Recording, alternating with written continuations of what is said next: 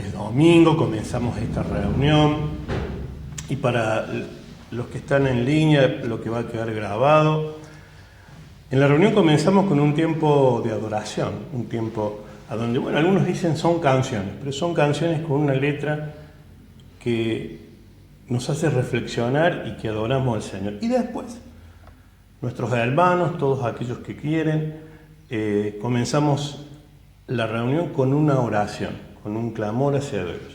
Y esto lo veía porque estamos los días miércoles, que nos reunimos por Meet para poder orar todos juntos. Hace que nosotros ahora entendamos que tenemos que enseñar un tiempo de oración. Y en la Biblia hay un sinnúmero de versículos y de libros que nos enseñan a orar, que nos enseñan a orar con las palabras que Dios nos dejó para que lo hiciéramos. Y esto me lleva a un salmo. El salmo con el que hoy el Señor me dijo que abundáramos en ese salmo, que ya en algún momento lo dijimos, es el Salmo 23. Es un salmo que desde la eternidad Dios reflejó abundancia. Más de 4.000 años, este salmo tiene más o menos 3.000 años, pero el pueblo de Israel lo usó como un salmo para bendecir sus finanzas. Este es un salmo que el rey David lo escribió en medio de una situación, el país estaba en guerra, el país de Israel luchaba contra sus enemigos y tenía que haber provisión para los soldados, los alimentos, las armas y también provisión para el pueblo, para todas las mujeres que habían quedado para alimentar a sus hijos, los ancianos. Y David, que era pastor, entiende que él como pastor, a pesar de que ahora era rey, siempre trataba de llevar a sus ovejas a un lugar a donde el alimento nunca falte. Entonces dice, lo que vamos a ver más adelante, el Señor es mi pastor. Y lo pone a Dios por su pastor para que a él no le falte nada. Pero cuando el Señor me dice, sí, está bien, qué bueno el Salmo, tratarlo en forma aislada, era mejor comenzar a enseñar un poco más. Nosotros estamos construyendo una iglesia, lo que el Señor nos mandó a hacer, con algunos hermanos que sí ya tienen camino andado en la fe, el Señor los ha bendecido, son siervos del Señor. Aquí está mi hermana, también está Nelly, gente que ya comenzó con alguna preparación en el Señor. Pero el resto, el Señor nos envió a personas que nunca habían conocido al Señor y que muchos vienen del catolicismo, vienen de otra religión, vienen de haber aprendido algo. Mal, bien, ¿nosotros qué hacemos? Tratar de enseñar cuál es la conexión directa con Dios. Y para hablar de los salmos, bueno, vamos a entrar definiendo cuáles son los salmos. Los salmos son 150, es un libro que está en el Antiguo Testamento. De esos 150 salmos, 73 escribió David, 12 escribió Asaf, los hijos de Coré escribieron 11, Emán y Etán escribieron 2, Salomón y Moisés, hay un salmo, allá lo vamos a ver por el Salmo 90, que dejó escrito Moisés muchos años antes de que el rey David fuera rey. Y hay 49 salmos anónimos. El rey David, y esto lo contaba ayer, tuvimos una reunión muy hermosa ayer a la tarde con algunos hermanos de la iglesia, que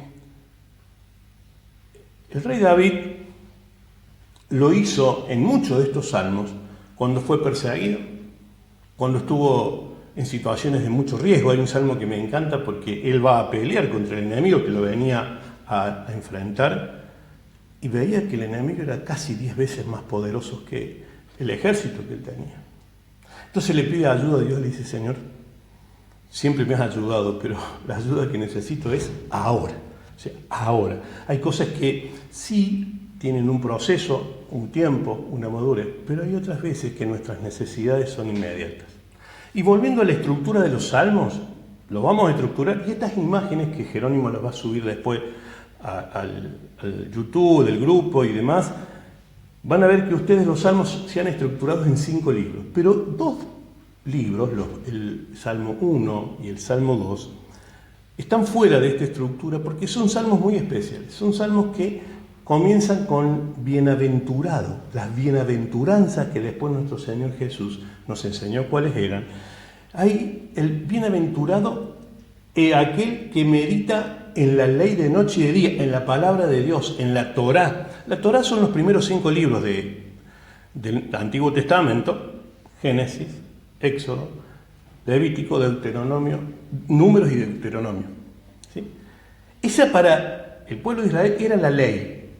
Pero en los Salmos el Señor da como un refresco a esa ley, porque el pueblo de Israel se había apartado por desobediencia, por no seguir. Había visto las bendiciones, había visto cómo Dios lo había liberado de Egipto, cómo había abierto el Mar Rojo, cómo ya todo esto, Josué había abierto el río Jordán, habían conquistado naciones, pero el pueblo seguía siendo desobediente.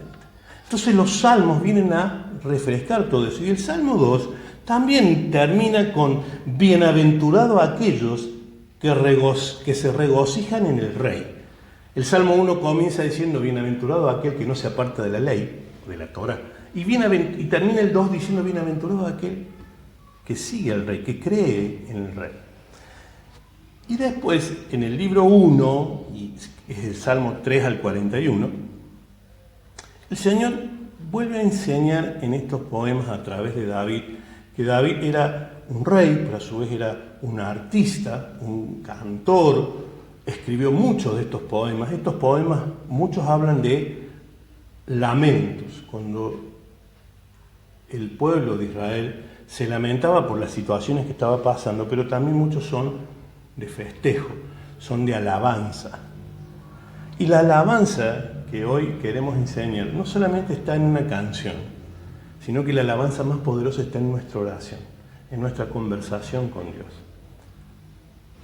Y en el Salmo 3 comienza lo que Dios vuelve a insistir permanentemente en la palabra, y que el Señor Jesús lo dijo igual, que es un llamado a recordar el pacto que Dios hizo con su pueblo, que somos todos nosotros. El pacto que antiguamente hizo con Israel, Jesús vino y lo hizo con nosotros, que en la Biblia nos llaman gentiles. El Señor dijo, no son gentiles, son hijos. Porque ahora todos juntos podemos decir, Padre nuestro que estás en el cielo. Fuimos hechos hijos por el sacrificio y por la sangre de nuestro Señor Jesús. Pero volviendo a la estructura de las oraciones y de este libro, que es muy bueno poder leerlo detenidamente. Aquí está mi hermana y le voy a recordar lo que me decía mi cuñado, Armandito. Y a mí al principio no entendía, me decía, pero lee los salmos. Yo todos los días leo los salmos. Después me decía, lee el libro de Eclesiastés, después también el libro de los Proverbios. Él había encontrado toda una riqueza en esto. Y la verdad que no me canso de descubrir todas las riquezas que tienen los salmos. Todas las riquezas que el Señor le hizo escribir a las personas, pero no cuando estaban en su apogeo, sentados en medio de wow, la opulencia. Muchos de estos salmos se escribieron bajo persecución. El otro día enseñábamos sobre la carta de Pablo al pueblo de Filipo, en medio de la cárcel. Filipenses 4:13, todo lo puedo en Cristo que me fortalece. Y el tipo estaba ahí encarcelado, azotado, a veces sin comida, a veces sin agua, pero dejó una palabra tan poderosa, así como la dejaron muchos de los sabios que escribieron estos poemas, estas oraciones. Entonces, lo primero, comienzan con el llamado al pueblo de Israel, que no se olvide la ley, que reflexione, que lea la Biblia. Lo que muchas veces acá decimos traducido en criollo, lean la Biblia.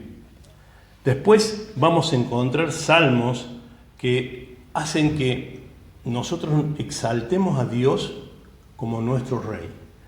Jesús dijo, no solamente es nuestro Rey, sino que a su vez es su Padre. Nosotros enseñábamos vez pasada que el Señor Jesús no vino a fundar ninguna religión. Vino a establecer un reino. Porque después que fue llevado por el Espíritu Santo, después de ser bautizado, fue llevado al desierto y anduvo 40 cuando comenzó su ministerio lleno del poder del Espíritu Santo, comenzó diciendo: arrepiéntanse porque el reino de los cielos ha llegado. Él vino a instaurar un reino, ¿sí?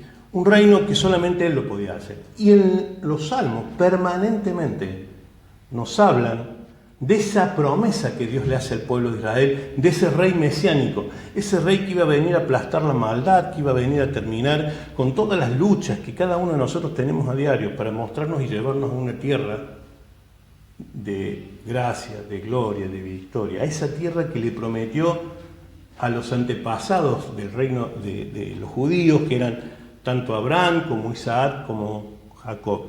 Y dice que ellos murieron sin ver esa tierra celestial. Ellos murieron creyendo en la promesa, pero la promesa permanentemente en los salmos es repetida. El Señor tiene preparado para nosotros un rey que nos va a traer la paz que necesitamos, que nos va a traer la provisión. Nosotros sí vamos a ver sobre la provisión y una herramienta muy importante como es el Salmo 23 en la abundancia, porque tenemos muchos jóvenes y también personas que ya no somos como yo tan jóvenes, que necesitamos saber o necesitamos que el Señor confirme que su abundancia en nuestra vida nunca va a faltar.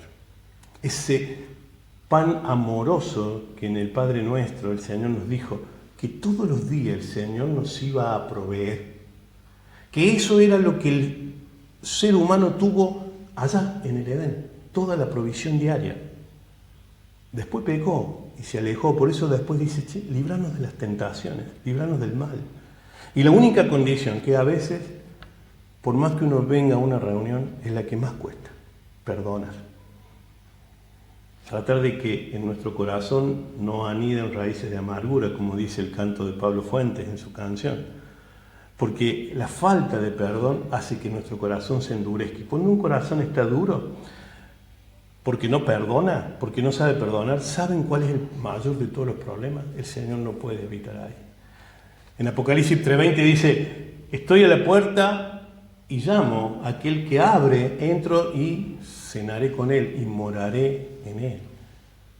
¿Y cuál es esa puerta? La explicábamos siempre. La puerta es la puerta de nuestro corazón. Si nosotros no tenemos un corazón preparado para recibir al Señor, se llena de angustia, se llena de dolor, de sufrimiento y de rechazo. Muchas personas todavía sufren el rechazo que tuvieron en su embarazo, cuando su madre dijo: ¡ah! Quedé embarazada y yo no quería. Primer rechazo. Ay, pero ahora, en medio de toda esta situación, este embarazo, a veces esos rechazos que parecen inocentes, que parecen que no lastiman, sí lastiman. Y mucha gente, ya grande, todavía queda con esas heridas. Por eso el Señor, para sanar eso, dijo: yo te elegí desde antes que tuvieras en el vientre de tu madre. Desde antes que alguien quisiera levantar una palabra de rechazo contra tu vida, yo te hice mío. Y a veces nosotros no entendemos cómo esa palabra puede quitarnos ese dolor del rechazo, solamente dejándonos abrazar por el Señor en su amor eterno. Lo que decían los salmos: señores, Dios es un Dios fiel, pero no porque nosotros seamos fieles. Él es fiel porque su naturaleza es de amor y de fidelidad eterna. Por eso, en el salmo que vamos a ver más adelante, David conocía, dice que David era un hombre conforme al corazón de Dios. O sea, que Dios conocía el corazón de David, y David decía: pero si yo, que soy un ser humano, puedo amar tanto, imagínense Dios. Ese corazón de amor quita todos nuestros dolores, nuestras angustias, nuestros rechazos. Y siguiendo con esto, el Señor vuelve a insistir en el llamado al pueblo de Israel para que sean fieles en el pacto, para que ellos se puedan encontrar con esa ciudad y que iban a reinar por sobre todas las naciones. Ya en el libro 2, que comienza en el Salmo 42 al 72, el Señor les hace renovar su esperanza porque ellos iban a regresar a ese templo en Sión, ese monte alto. Pero muchos creen que ese templo sí estaba, la ciudad de Jerusalén está arriba de un monte. Ese templo que le costó casi 25 años al rey Salomón construir, está sobre la parte alta del monte. Pero Dios hablaba de otra tierra, de una tierra celestial. Y esa era la esperanza que el pueblo de Israel tenía que dejar o tener viva, creer en esa promesa. Y volver a insistir. En los Salmos vuelven a insistir sobre que en el futuro Dios iba a levantar un rey mesiánico. Un rey que lo dijo Isaías allá por los capítulos 11, 45 y 60, pero él dijo, esta promesa de Dios es eterna, pero es necesario que este niño que van a nacer, que se va a llamar Emmanuel, y que luego va a ser un hombre, sufra por todos nosotros. Y me encanta una expresión de Isaías, que es uno de los profetas mesiánicos, que anuncia casi 440 años antes a Jesús. Dijo, a pesar de que Dios va a enviar a su hijo, ese nene, cuando él vaya a sufrir, sabiendo que él viene a salvarnos, nosotros vamos a ver que va a ser un varón de dolores, de quebrantos, que lo vamos a azotar, que lo vamos a flagelar, que lo vamos a escupir, que lo vamos a apedrear. Y le dice al pueblo, fuimos y vamos a ser tan duros que vamos a esconder nuestro rostro, vamos a ser así. Viendo a Dios siendo azotado por nosotros, viendo al Hijo de Dios, dice, vamos a esconder nuestro rostro. Y él no estaba.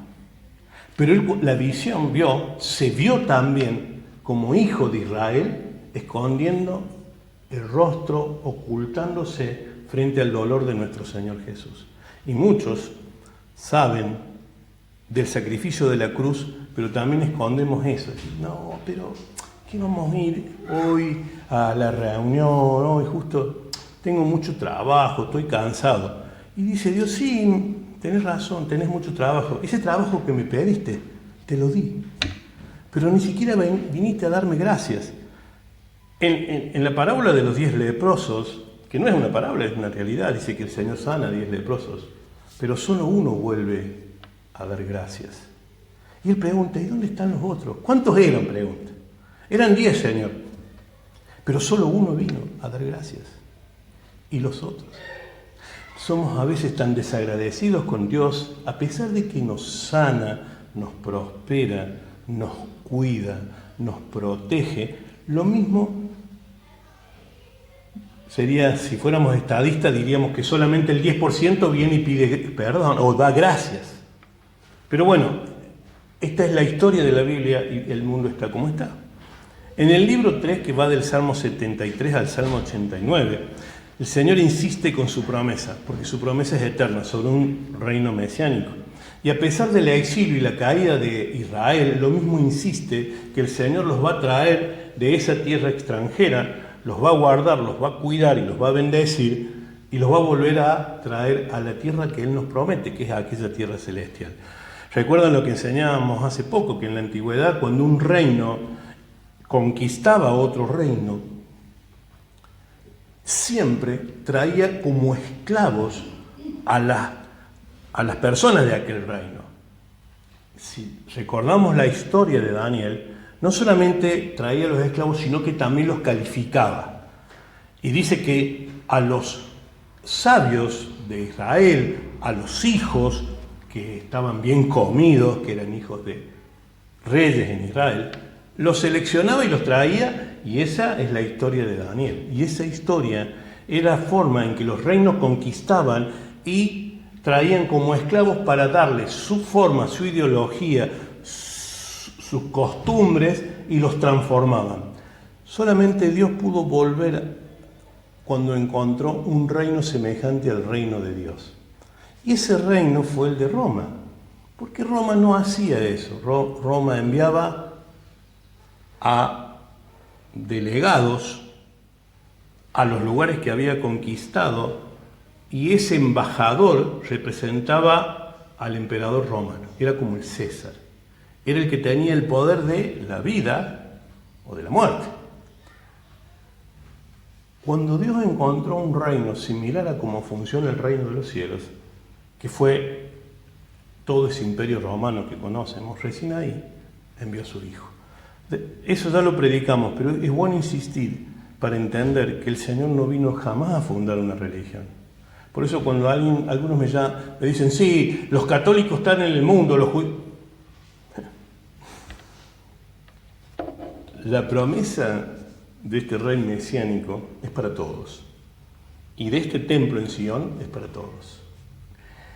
Que algunos conozcan más, conozcan menos, quieran ligarse a Dios de una manera u otra, es algo que está en el corazón de las personas. Pero si Dios es un caballero y no violenta a nadie para entrar dentro de su corazón, Él dice, yo estoy a la puerta y como un caballero no entro de prepo, ya vine, toco. Solamente aquel que me abre me da lugar para yo poder entrar a su corazón y habitar en él y él en mí. Y ya por el libro 4, y vamos dando la estructura de los libros, aparece en el Salmo 90 uno de los salmos de Moisés.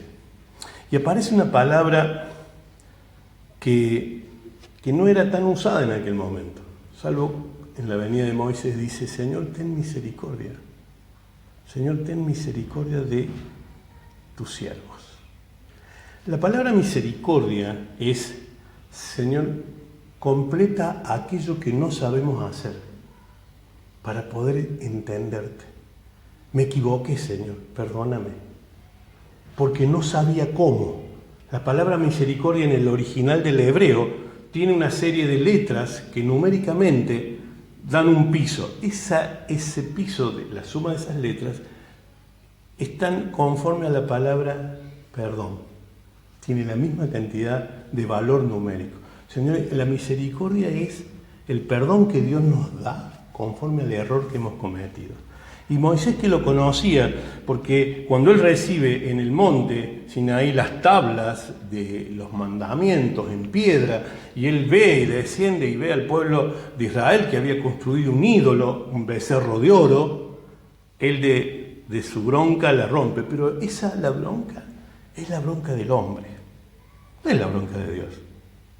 Jamás Dios le dijo, rompe las tablas. Mirá lo que... Sí le dijo, mirá lo que me hace tu pueblo.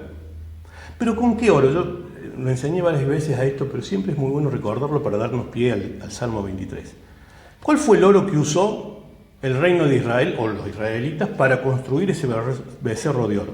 El oro que le habían dado los egipcios cuando salieron de la esclavitud de Egipto. Y vuelvo a recordar lo que ya hemos enseñado. Las 10 plagas representan una serie de situaciones y hasta que el Señor no mata hasta el último espíritu maligno. Dice que Dios mató a los hijos de Faraón y de todo Egipto. Uno dice, el ángel qué malo que mató a los niños. En realidad no son niños, la figura espiritual es todos aquellos pequeños demonios, a ver, vamos a graficar rápido, que todavía hay en nosotros estos pensamientos de no puedo, de angustia, de tristeza, de dolor, de fracaso, todo eso, hasta que todo eso no se muere en nosotros para darnos la fortaleza de tener fe, Satanás no suelta finanzas. Satanás no entrega el tesoro, Satanás no entrega el oro. Porque todavía hay un demonio que anda por ahí en la vida y en la mente, en el corazón de las personas, diciendo, ¿qué vas a poder vos? No, sí. ¿Te acordás cuando te fue mal? Porque el diablo es especialista en recordarnos las veces que nos fue mal. Más, entonces uno cuando comienza a charlar con las personas se da cuenta que lo que normalmente el 90% o más de las conversaciones es de lo que fueron. Son muy pocos los que dicen lo que yo quiero ser, lo que yo voy a hacer, a donde yo voy a llegar. Por eso Dios necesita tanto adoradores como personas que se arrodillen y oren, pero cuando Él baje sus recursos necesita buenos administradores. Dios no le da finanzas a aquel que no sabe administrarlas, a aquel que gasta todo lo que tiene y nunca llega a fin de mes, y nunca le alcanza. Y vive pidiendo, Señor, dame, porque y sale cuando tiene, gasta y gasta. Aquí está mi hermana, y ella se va a acordar de una de las palabras que nos sabía decir nuestra mamá. Y nos decía, pero esto lo decía como gráfico, no como una ofensa. Es como los hijos de los albañiles que cobran los bienes y salen corriendo al kiosco a comprar caramelo. Y porque es el momento que tenían. Pero no sabían administrar para que al lunes, que ya se habían gastado toda la plata en caramelos, volvieran a tener caramelos. Y era eso, era un principio de administración. Nosotros hoy tenemos un montón de pedidos por trabajo, por finanzas, porque nos vaya bien, porque podamos empezar algo, una propiedad, arreglarla, un negocio que nos vaya bien, que podamos tener ventas. Pero uno de los principios que vamos a establecer, que lo estableció Dios en la eternidad, es que sepamos administrar. Porque si nosotros le decimos, Señor, dame recursos, pero somos como un balde todo roto y que quiere alzar agua y va a perder por abajo, Dios no nos va a soltar. Hasta que no matemos todas aquellas cosas que impiden que seamos buenos administradores, Dios no nos va a soltar recursos. Y esto está escrito en toda la Biblia. No, pero esto en toda la Biblia. Lean, los animo a que esto sea una herramienta para poder leer la palabra de Dios. Pero no solamente como administradores Dios nos necesita, sino que un principio de la administración es tener metas. Sí, ¿a dónde voy a llegar? Bueno, yo a fin de mes, está bien, la primera meta capaz que sea para la semana que viene, pero hoy tendríamos que tener escritas metas para llegar por lo menos de acá a fin de año, que fue lo que empezamos este miércoles. Todos los días una oración para que en estos 3 últimos meses del año nosotros podamos cerrar un año en victoria, un año en abundancia, un año en aquellas cosas que Dios nos prometió. Por eso lo del Salmo 23. Y por eso, antes de pasar al Salmo 23, que ya estamos por pasar, terminamos con el último libro de los grupos de libros de los Salmos, que empieza por el Salmo 107 y termina en el Salmo 145, que es otro salmo de abundancia, el 145. Y Dios sigue, como en toda la Biblia, hablando de Cristo, hablando de su Hijo.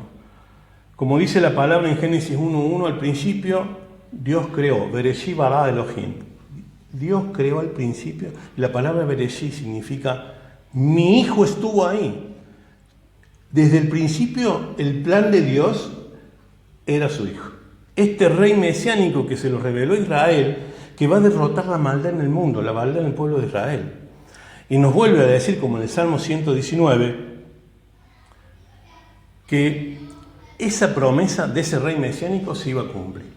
En el Salmo 119 es el salmo más largo de todos estos salmos y es el capítulo más largo de toda la Biblia. Antes de ese salmo está el Salmo 118 y el Salmo 117. El Salmo 117 es el salmo más cortito de toda la Biblia. Y en el Salmo 118, que está al medio, resulta que en el Salmo 118:8 es un número muy especial. Y yo les voy a decir algo antes de decir lo que dice el Salmo 118:8. Es el centro de toda la Escritura. Hay 1188 versos antes del Salmo 118:8 y 1188 versos después hasta terminar en Apocalipsis. ¿Y saben cuál es el Salmo 118:8? Confíense en el Señor tu Dios y no en el hombre. Cuando uno lee el centro de las Escrituras, dice el Señor, confía en el Señor tu Dios y no en el hombre. Y ahí vamos a terminar los últimos salmos, porque del 146 al 150, todos los salmos comienzan con la palabra aleluya. Y acá es aleluya. Ya es un diminutivo de Yahweh, de Dios. Ya. Es una forma rápida de decir el nombre de Dios, como se decía en el hebreo, que es YHWH.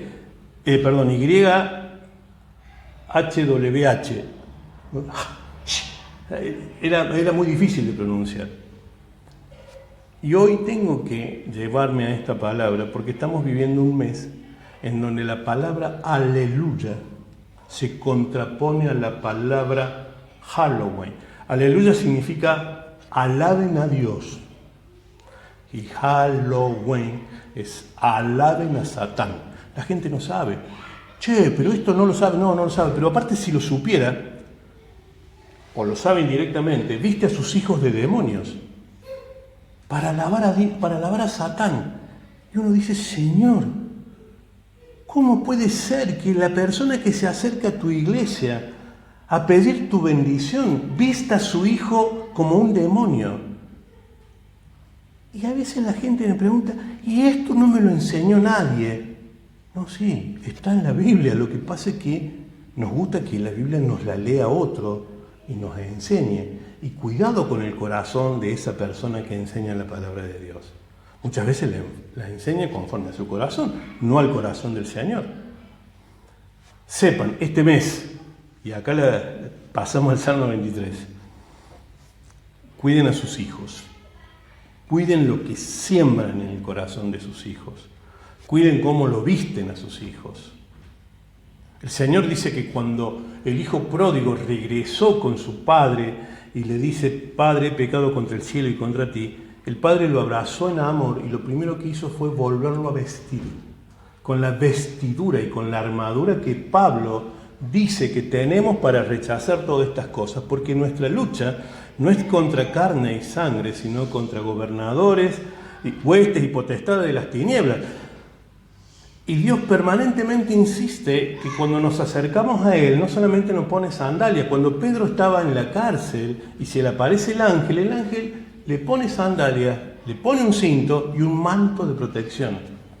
Y dice que Pedro pasó al lado de los carceleros y no lo vieron. Ese manto de protección espiritual es lo que hace que el enemigo no nos vea. Pero si nosotros vestimos a nuestros niños con disfraces satánicos, no podemos después pensar, che, ¿por qué nos va mal? Pero mira, se me enferma cada rato mi hijo. Pero mi hijo en la escuela le va mal. Pero no lo vistan más de esa manera. No vistan a sus hijos, no vayan a celebrar esa fiesta satánica. Pero es la moda. ¿La moda?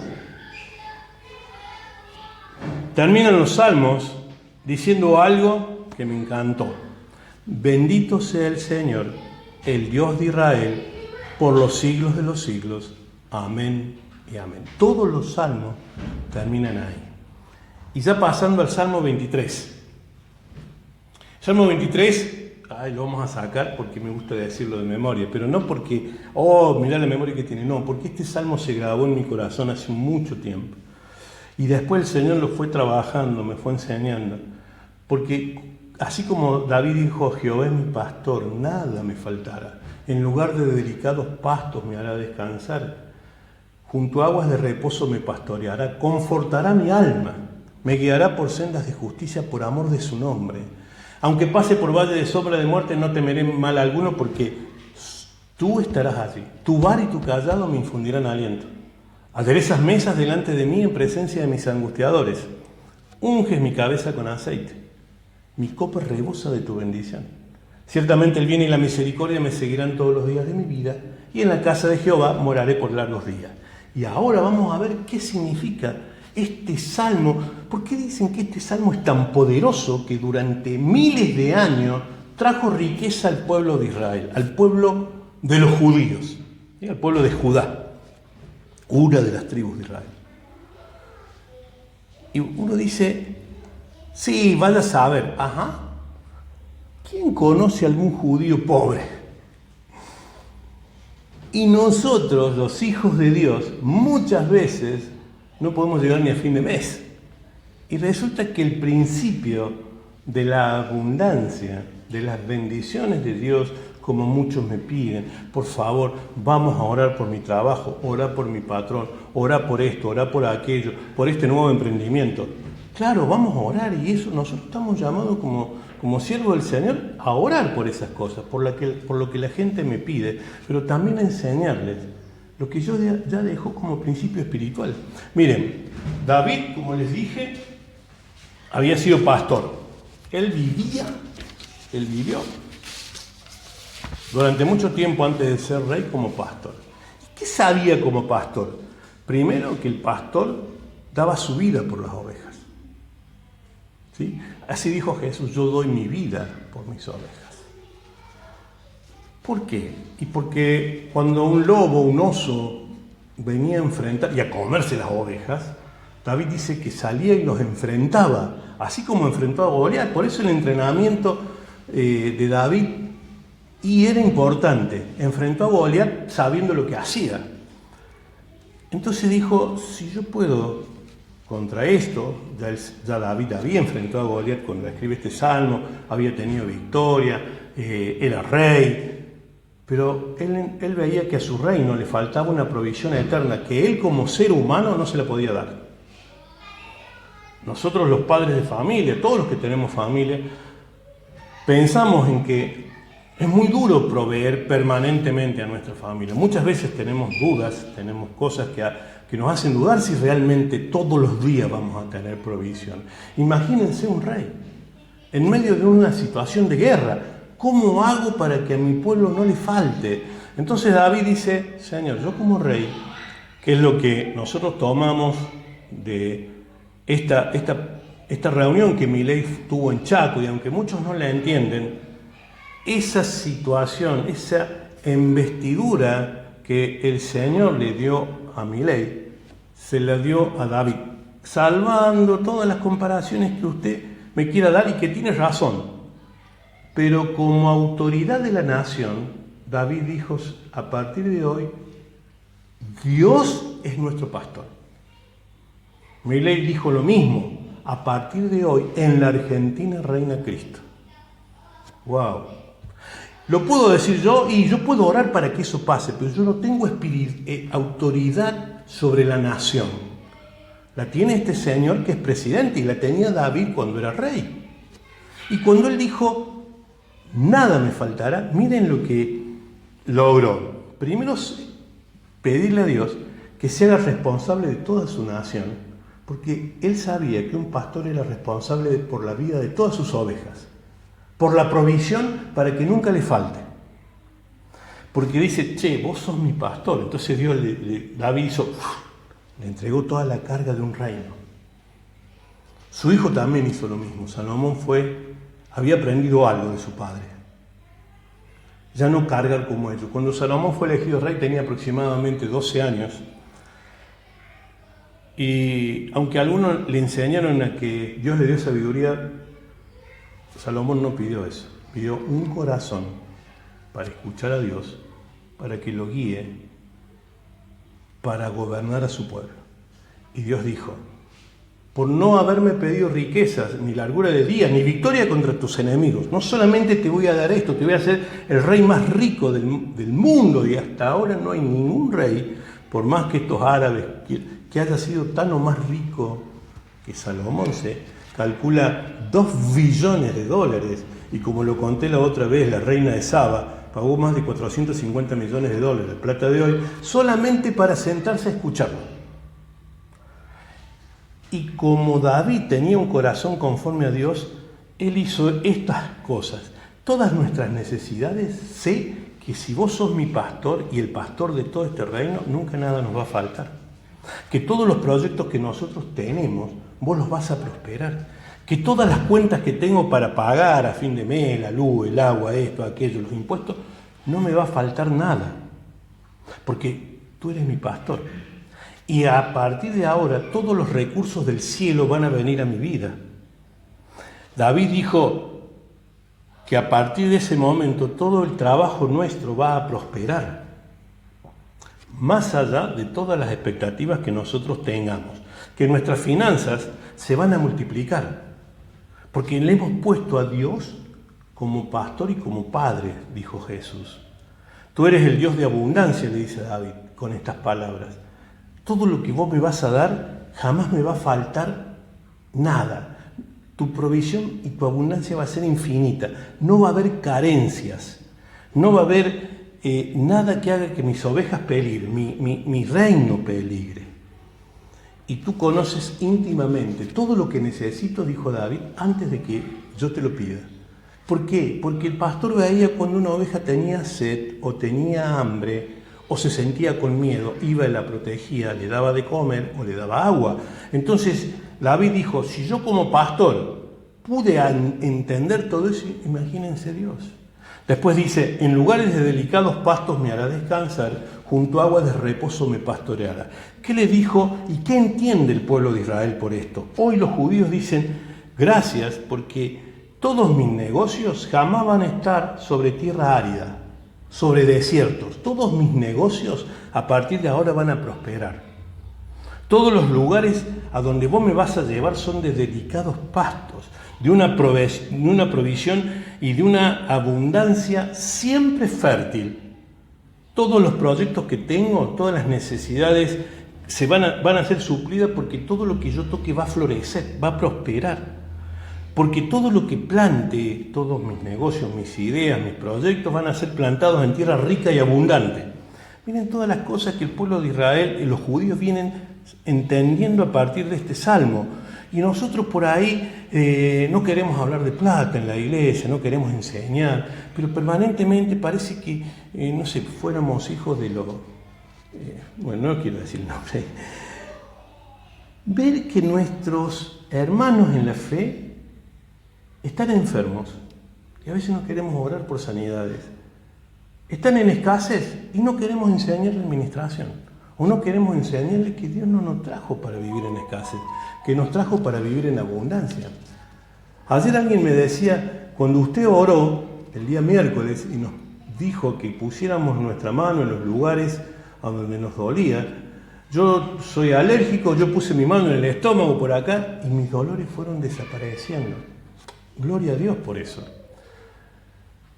Nosotros aprendimos en este manto que el Señor nos cobijó y nos tiene preparado, que nuestras oraciones eran tan importantes porque hemos visto tantos milagros. El milagro, siempre me acuerdo del nieto de mi amigo, Bastian, allá en Colombia, de diagnóstico de muerte, después de orar a diagnóstico de vida. Y hoy Bastian va a cumplir un mes y su abuelo va a viajar a verlo, a Colombia. De Catalina, esta nena que cada día está mejor. Y con el testimonio del médico al otro día diciéndole a la mamá, señora, su hija es un milagro porque hoy la estaríamos sepultando, pero no sabemos cómo. Y esta oración, y yo le contaba a una pareja muy amada por el Señor y por nosotros también, que sí, si bien dice que cuando uno está enfermo busquen a los ancianos y que los ancianos impongan mano, esa mano no solamente física, esa mano es una mano espiritual, a donde nosotros podemos orar por esas personas que están en carencia, por esas personas que necesitan que su negocio prospere, y su negocio va a prosperar. ¿Saben por qué? Porque Dios dijo, quien cree en mí, todo lo puede. Entonces, Señor, miren lo que el pueblo de Israel dice, che, si vos me llevas a delicados pastos, cada semilla que yo plante, dará una cosecha de 100 por 1 en forma oportuna. Mis ideas de negocio encontrarán un terreno fértil para crecer. Mis inversiones se van a multiplicar. Yo no voy a tener que renegar con la cuenta corriente del banco, ni andar viendo cómo pago los sueldos a fin de mes, porque dice, declaro que mis finanzas están bajo un orden divino. Eso dicen los judíos con este salmo. Y si este salmo es una estructura de abundancia, ¿por qué no lo vamos a aprender? ¿Por qué me voy a guardar para mí todo esto que el Señor me muestra y que me dice, che, enseñemos en la iglesia que si confían en Dios, porque esa es la estructura de los salmos, volver a la confianza en Dios, poner nuestras cargas en Dios, leer la palabra, leer su vida, todas estas bendiciones que yo solté te van a seguir todos los días de tu vida. Miren, ya vamos a llegar ahí, porque no solamente dijo eso, sino que en medio de aguas turbulentas, Él dice, me va a hacer descansar en aguas de reposo. O sea, cuando la sociedad esté como hoy, faltando trabajo, faltando dinero, escuchamos todos los días estas noticias. La prensa, que como no recibe dinero del Estado, habla en contra del Estado.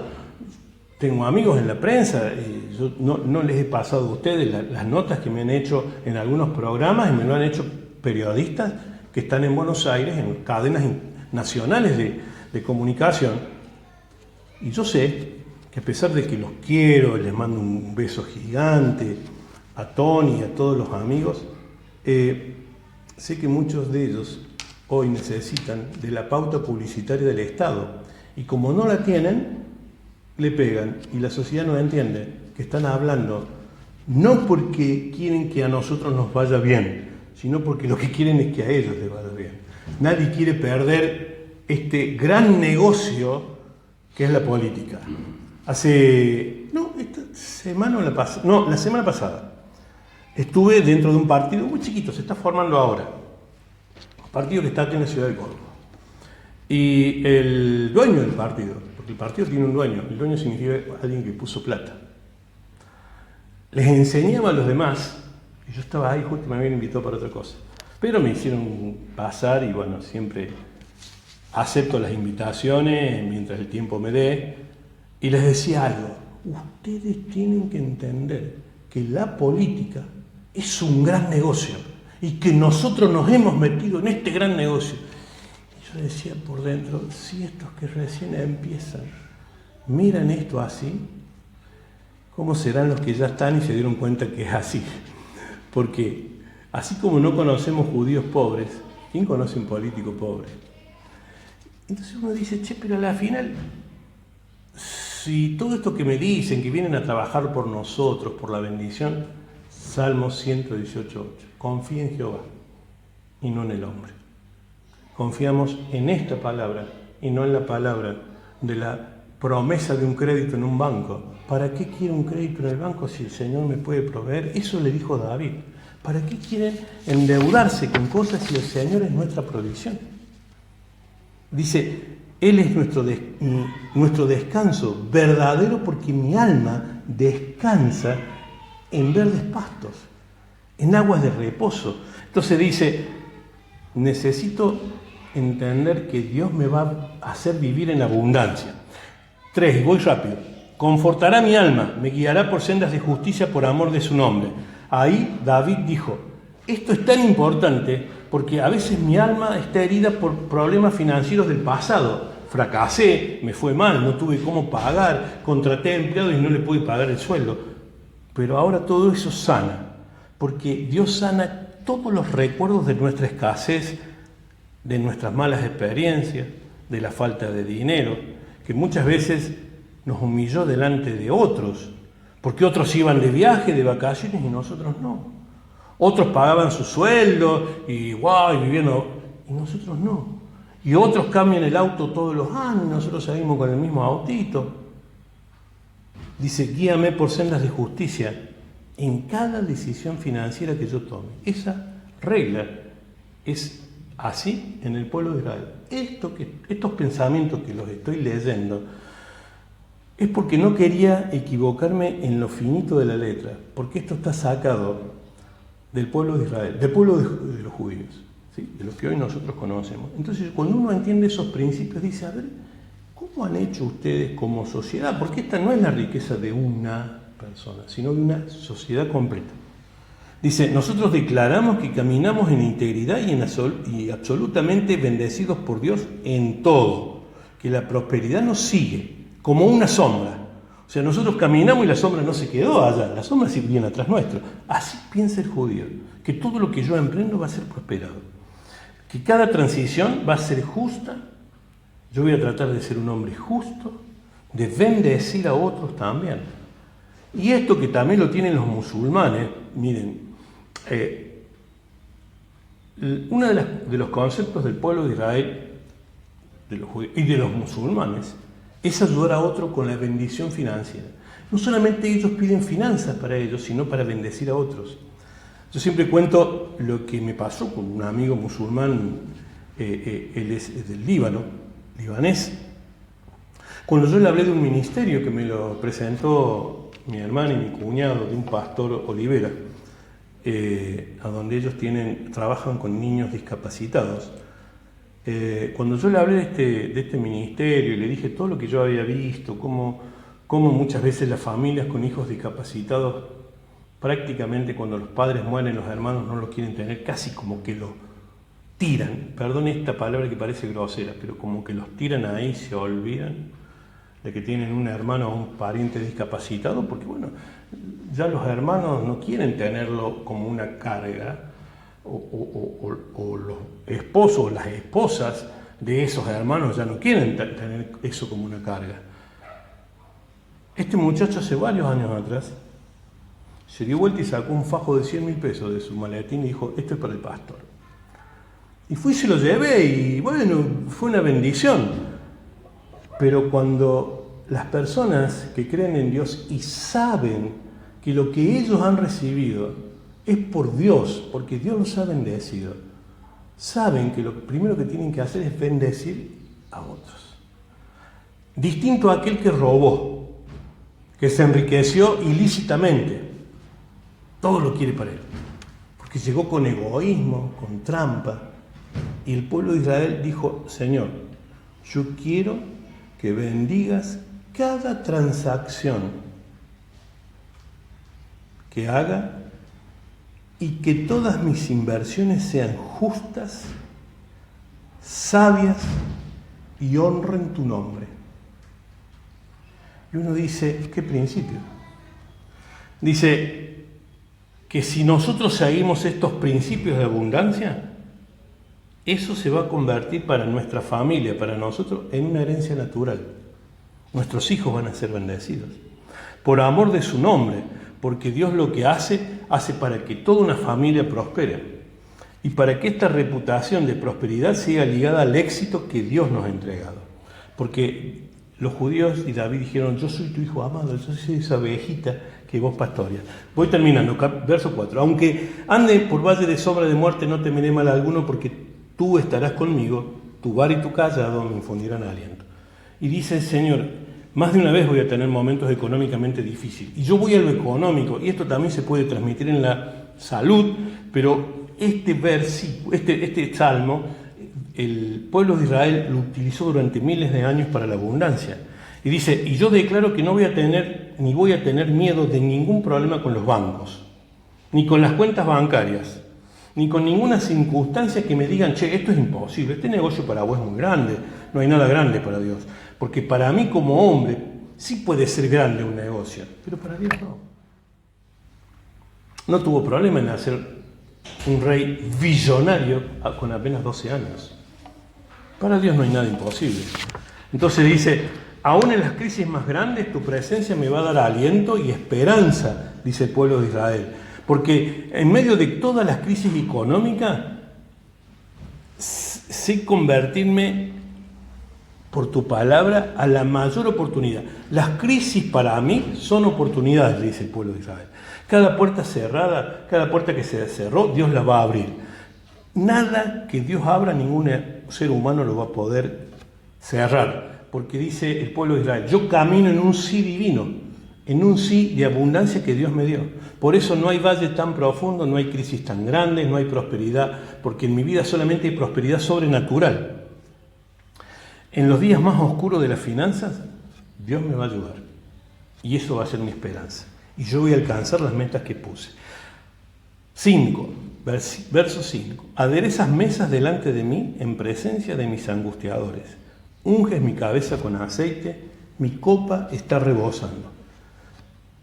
¿Sabe cuántas veces las personas nos dicen: no, ¿qué vas a poder vos?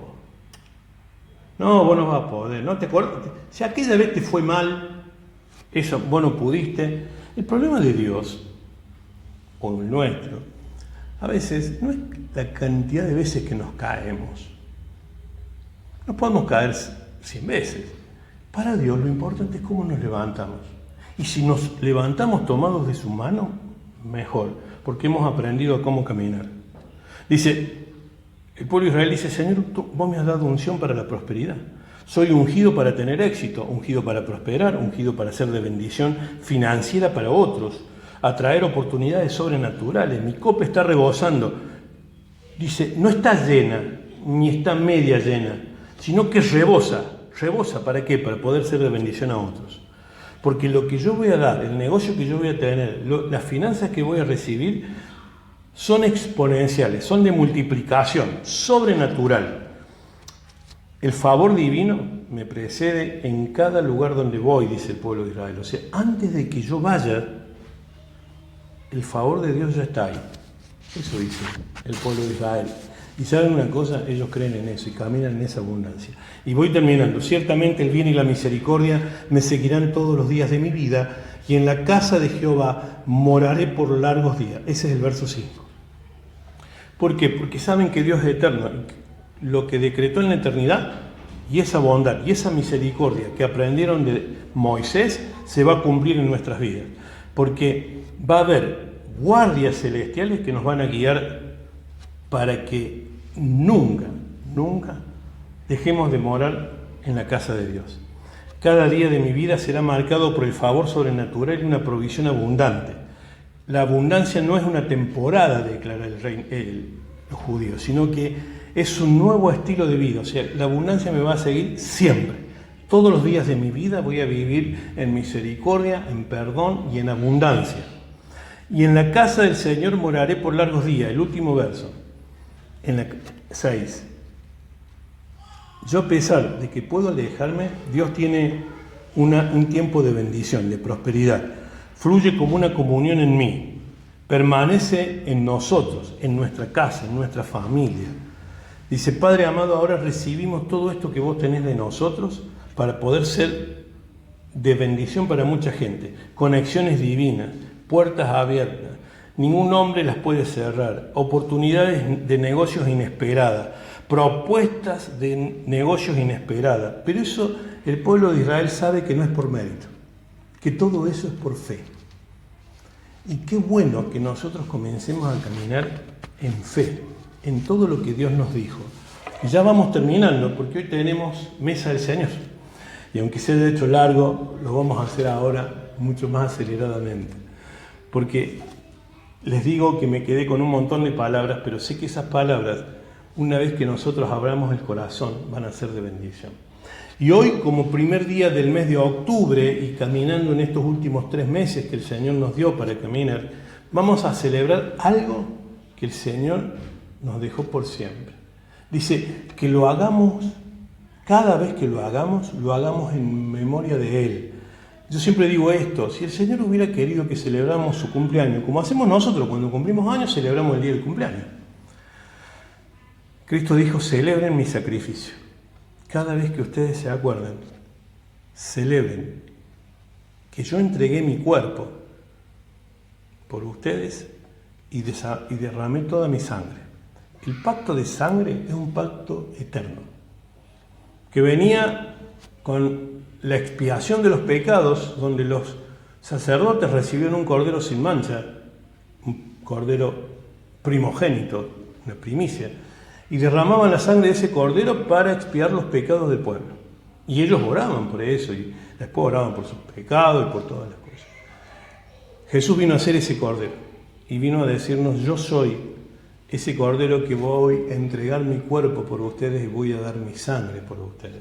Así que, si Esther querés preparar la mesa, dice, Pablo le enseña a la iglesia de Corinto algo que dejó en el capítulo 11, del verso 23 al 32. Pero yo voy a empezar al revés, voy a empezar por el 27. Gracias, Señora. Dice, de manera que cualquiera que comiere de este pan o bebiere de esta copa del Señor indignamente, será culpado del cuerpo y de la sangre del Señor. Por tanto, dice, pruébese cada uno a sí mismo y coma así del pan y beba de la copa. ¿Qué significa esto? Que antes de comer el pan y beber de la copa, tengamos unos minutos de oración para pedir perdón. Dijo el Señor cuando comenzó su ministerio, arrepiéntanse, porque el reino de los cielos ha llegado. Arrepiéntanse del pecado, arrepiéntanse de la desobediencia, arrepiéntanse de aquellas cosas que los apartaron de mí. Por eso ahora vamos a tener unos segundos, unos minutos para pedir perdón. Señor, te damos gracias y te pedimos perdón por todas nuestras faltas, por habernos alejado de ti, Señor, sin saber. Señor, abre nuestro corazón, convierte ese corazón duro en un corazón de carne para poder recibir en bendición toda tu palabra. Señor, nos arrepentimos de todas aquellas cosas que hemos hecho mal. Señor, ayúdanos a probarnos a nosotros mismos para recibir, Señor, en bendición este pan y este vino que representan tu cuerpo y tu sangre. Señor, gracias porque hemos sido librados de comer indignamente. El verso 29 dice, porque el que come y bebe indignamente, sin discernir el cuerpo del Señor, cuyo come y bebe para sí. Por lo cual hay muchos enfermos y debilitados entre vosotros, y muchos duermen, dice el Señor. Sí, pues si no nos examinásemos a nosotros mismos, no seríamos juzgados, mas siendo juzgados somos castigados por el Señor, para que no seamos condenados con el mundo. Y ahora sí, en el verso 23, Pablo le enseñó a la iglesia, porque dice, yo recibí lo que también os he enseñado, que el Señor Jesús, la noche que fue entregado, tomó el pan y habiendo dado gracias, Señor, nosotros te damos gracias por tu provisión espiritual y por tu palabra que es vida en nuestras vidas y por este pan. Y dice que lo partió y dijo, tomad y comed, esto es mi cuerpo que por vosotros es partido. Y este es el mandato, haced esto en memoria de mí. Pueden comer del pan.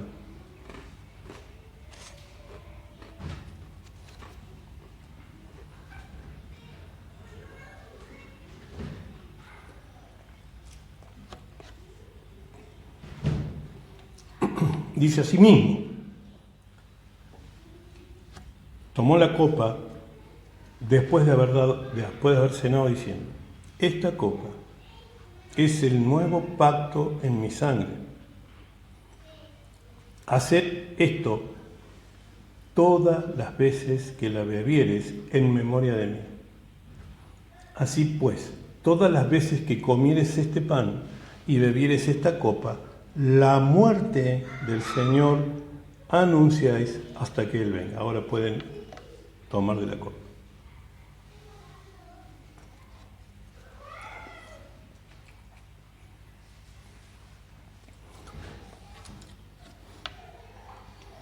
Y esto es algo que lo voy a repetir. Este momento de recordar el sacrificio del Señor también nos pide que recordemos algo más. No solamente su muerte, sino que anunciemos su resurrección y que Él viene pronto. Esta es una de las prédicas, una de las palabras que a los pastores muchas veces les cuesta. Decir, el Señor viene pronto, pero tenemos una sociedad en donde hoy los testimonios naturales, las cosas que el Señor nos hizo ver, lo que está sucediendo, anuncian cada vez más la venida de nuestro Señor Jesús. Y muchos que quieren comparar, como dije vez pasada, los días escritos en el libro de Daniel, los 1235, los 1390, después en el libro de Apocalipsis, los 1260, no son días de este calendario, son días del calendario de Dios, que no tiene nada que ver con el calendario de los hombres. Por eso algunos, aunque especulen en el 2027, en el 2030, el Señor dijo, muchachos, no se preocupen, nadie sabe el día y la hora. Le digo esto porque me recuerdo una persona que no la llegué a conocer personalmente, sí vive en Buenos Aires, y su preocupación es saber el día que va a venir el Señor. Quiere la curiosidad, pero se llama Bárbara. Bárbara, pero no, yo quiero ser. Y ha pagado impresiones de salmos y oraciones, cosas que hablan de la venida de Dios. Digo, pero Bárbara, en lugar de haber gastado todo eso, ¿por qué no trataste de bendecir a alguien? Porque ¿para qué estamos en esta tierra? Si el Señor dijo, no se preocupen, nadie sabe ni el día ni la hora, pero sean de bendición. Si ustedes hoy me piden abundancia, si me piden recursos, si me piden sanidad, sean de bendición a otros. Uno aprendió en la vida que el que tiene dinero no lo comparte y el que tiene poder no lo comparte. Parece un principio duro. Eso es lo que dice el mundo. Pero Dios dice, si ese dinero lo hiciste a tu manera, listo. Pero si lo haces a la mía, que ese dinero, esas finanzas sean de bendición. Si ese poder que nosotros construimos delante de los hombres, en realidad fue Dios el que nos posicionó y nos honró, porque dice que Él adereza mesa delante de nosotros, en presencia de todos aquellos que dijeron que no vamos a poder. ¿Qué vas a hacer vos? Como yo le cuento muchas veces, que la gente dice, pero ¿y qué vas a hacer vos, pastor? ¿Y qué esto y qué aquello? Gracias, porque Él adereza mesas delante de aquellas personas que nos ofendieron. Esa mesa es una mesa de provisión, es una mesa llena de abundancia. Y ahora, si alguien quiere que oremos por algo especial, este es el momento de pedir, porque si no, acá nosotros tenemos 2 placas de oración. Y no es porque a nosotros nos guste tener mucha gente para orar, sino porque vemos que mucha gente necesita sanar no solamente la parte física, sino también la parte espiritual. Y tenemos oraciones y venimos haciéndolo por mucha gente, pero damos gracias que el Señor nos permite hacerlo. Así que si alguien quiere algo especial, Señor, te damos gracias porque podemos estar juntos, aprender y comer de tu palabra, que sea de bendición para nuestras vidas, que alimente nuestro espíritu. Señor, para que no estemos ni raquíticos espiritualmente, ni con hambre de seguir buscando, sino que cada palabra tuya llene y sacie nuestra ansiedad. Señor, quita nuestras ansiedades, nuestras cargas, nuestras preocupaciones. Señor, abre un tiempo de abundancia. Y por estas personas como Quiroga, que está al recibir, Señor, una operación grande, tú manifiéstate ahí, Señor, en ese quirófano, para que la mano de todos los profesionales que intervengan y la mente de todos los profesionales se alineen a las manos y a la mente de Cristo. Gracias, Señor, te damos por la nieta de Nelly que va a casarse, Señor, y por este vecino que ya fue operado del corazón y que sabemos que la sanidad en su cuerpo va a ser absoluta. Señor, oramos por las necesidades que han pedido todos nuestros hermanos. Oramos por trabajos dignos, bien remunerados, por los contratos de negocios que nos han pedido que salgan inmediatamente, por todos los trámites en tribunales que salgan a favor de tus hijos, juicios y sentencias a favor de los que creen, herencias que han estado retenidos, que todo el mundo pueda cobrar los sueldos, lo que han logrado con sus negocios, que puedan cobrar ahora, Señor, que estos días sean días de recibir esa abundancia de la cual nos habló el Salmo 23, Señor, una abundancia divina, eterna, para administrar tus riquezas. Oramos, Señor, por toda esta provincia de Córdoba, la provincia de Jujuy, la provincia de Buenos Aires, por toda la República Argentina, para que en este mes de octubre las elecciones que se van a realizar a nivel nacional sean limpias, sin violencia.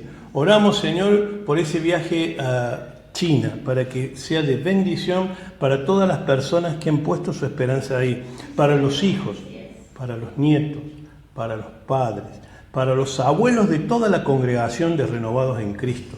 Oramos por nuestros niños, por Emilia Gómez, por Elian Toledo, por Bautista, por Martina, por Máximo, por Mateo, por Isaías, por Lorenzo, por Marito, por Mario, por Nahuel Faría y por Bastian, y por Facundo Moncada, este nene de 2 meses que necesita ese trasplante de hígado. Padre Celestial, oramos por la sanidad plena de Miriam Miñola, Carlos Nardi, su marido. Oramos por Nelly, por sus nietas Lucía, Camila y Emi, por los vecinos de todo este barrio, de toda esta cuadra y de los barrios de todas las personas que aquí están representándolos. Señor, nosotros oramos por la vida de Rosa y por la vida de Isabel, por la vida de Gustavo Cuani, por la vida de Bruno, Pablo, Damián, Jaime. Señor, por la vida de Catalina, por la vida de Alejandra Dáez, Roque del Valle Dáez, Joel Ibarra, Lucas Machado, Facundo Escudero, Pablo Hernán Botegoni, Isabel Pacheco, Virginia Alicia Pulido, Alicia Ferreira, Marín Luna. Oramos por la vida de Alfredo Louis, dando gracias ya por su sanidad, pero también por la sanidad en el cáncer de Natalia, de Lidia Agüero, de Cristina González y Liliana, por la salud en Ana Karina Simone, por la salud de Daniel Vilches y Melissa Ávila, Señor, que todos los que ya han empezado un tratamiento oncológico o de pastillas, Señor, con químicos, sea sin dolor. Señor, quita rápido toda célula cancerígena que haya quedado en su cuerpo. Señor, oramos por la vida de Amalia Zampardo, por la vida de Nieves, por la vida de Maribel y su hija Lourdes Pereira, para que esta sanidad que ella logró en todo su aparato reproductivo sea de bendición para sus vidas, por la vida de Rafael, por la vida de Luciano, por la vida de Antonia Zampardo, por la vida de Susana Alani, Melissa, Angie Vega, su marido Adrián Vega, por Nélida Alani, Adrián Vega, que están en España, para que no le falte ni el trabajo ni dónde vivir. Oramos por la vida de Paola Deza y su marido Matías, por la vida de por la vida de Armando José Luque, por la vida de Jacqueline del Valle.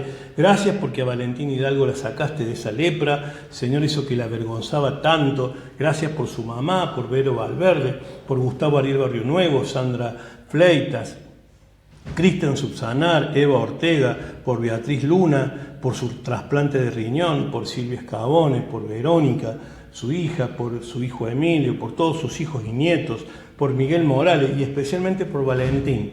Señor, oramos, como lo hemos hecho muchas veces ya por Valentín, para que tú le des la fuerza y la valentía para salir de ese estado depresivo, Señor, de falta de ganas para terminar sus estudios y venir a seguir su carrera universitaria.